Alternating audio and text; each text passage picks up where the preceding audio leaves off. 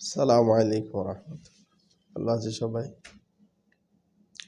আজকে আমাদের আলোচনার বিষয় কি, কোনো ব্যক্তি যখন ভিক্ষা করে মানুষের কাছে, তো উদ্দেশ্য কি, যে টাকা পয়সা আস্তে আস্তে জমায় বেশি করে, ভুল, গুনাহ, আল্লাহ তাআলা নারাজ।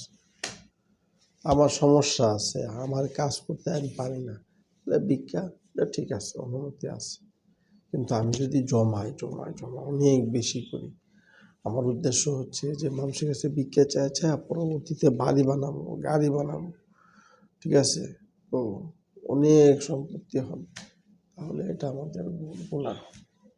আল্লাহ তাআলা দেখলে নারাজ হবে, মানে সবাই। এই জন্য ভিক্ষা করা এটা খারাপ।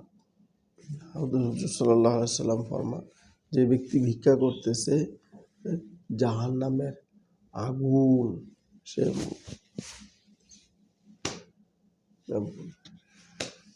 সবাই। সালামু আলাইকুম।